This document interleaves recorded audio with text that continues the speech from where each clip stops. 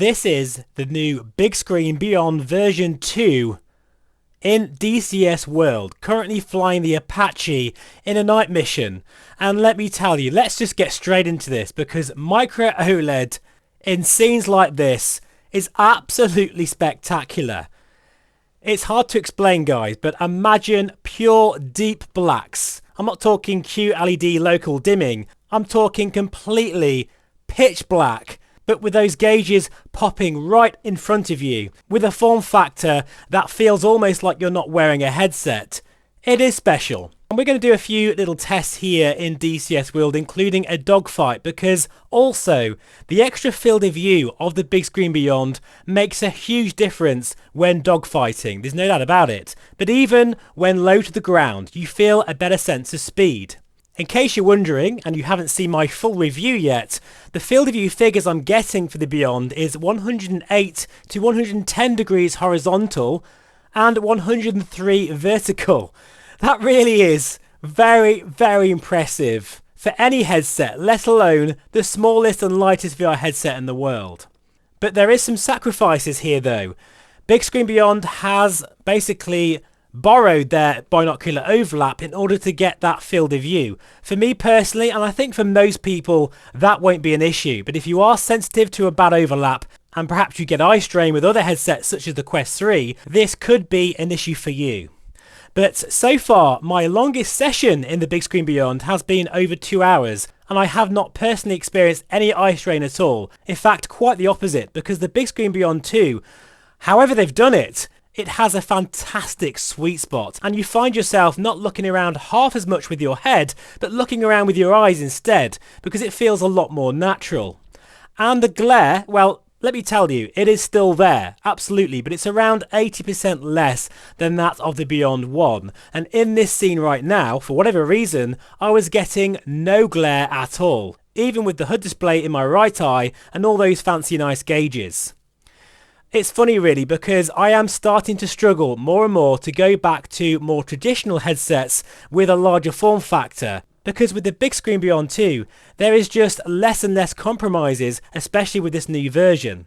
Imagine with the eye tracking as well, if we could get dynamic favorited rendering, then we could easily hit 75 frames per second, which is native to the headset's refresh rate of 75 Hz, no problem at all, perhaps even with a 4070. Anyway, let's now go to daytime. There we go. It's currently raining here in this scene with heavy overcast cloud, and we're going to circle to land, yes, in the Apache, so definitely keep your seatbelts fastened. And this view here is just simply breathtaking, especially, as I say, with a very nice 2.5K per eye display.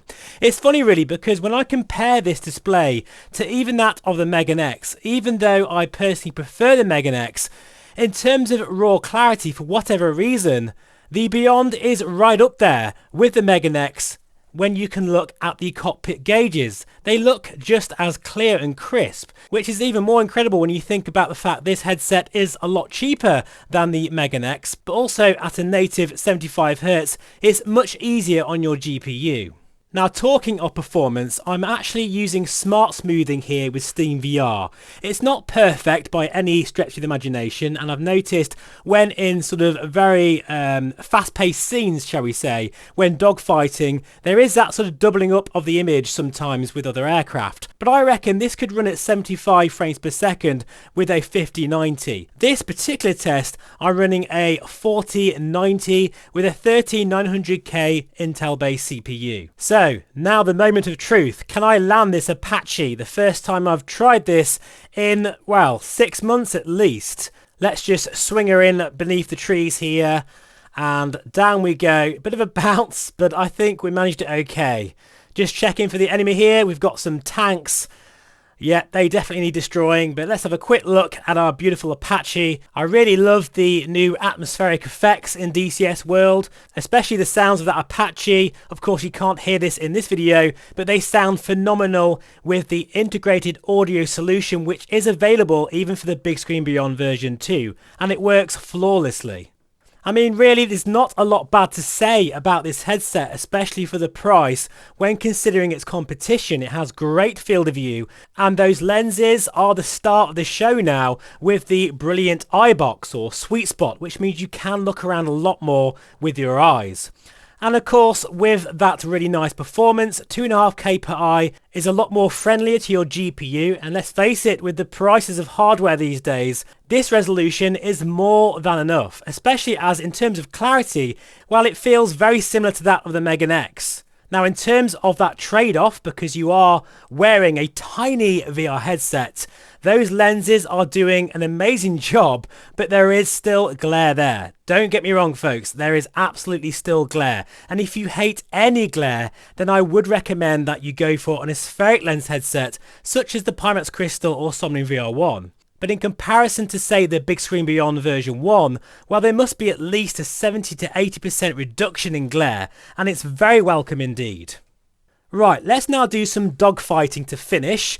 We are in the Spitfire, and this is where I need to mention field of view once again. And I'm going to refer to the Megan X here as well, because there's no doubt about it, the Megan X has a small field of view of around 94-95 degrees horizontal, compared to the Bigscreen Beyond at nearly 110 degrees horizontal. For me, this does make a difference, and even vertically as well. As I'm looking up right now, trying to spot that 109, it is a lot easier to spot and keep a good tabs on the enemy aircraft when you've got a wider field of view.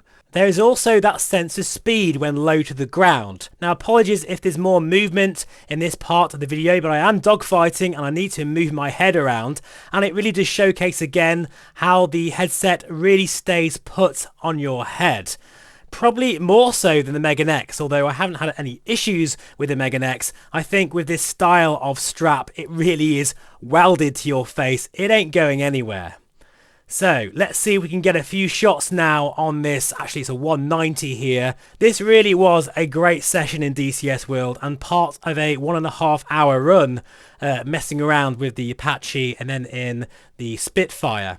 And in conclusion, really for DCS World owners, and in fact flight simulation hobbyists of all types, the Bigscreen Beyond version 2 does make a lot of sense now, and it really is a formidable headset, especially in the sea of headsets that are getting more expensive and a lot more heavier. It is doing something different, and even though we have the Megan X, which is a very intriguing proposition, I do feel that for most people the Bigscreen Beyond 2 makes the most sense, and it is better value for money. You have great field of view, great form factor, fantastic MicroOLED next generation visuals, as well as the option for integrated audio, smart smoothing, and a very stable software package. It's very simple, but it works every time out the box.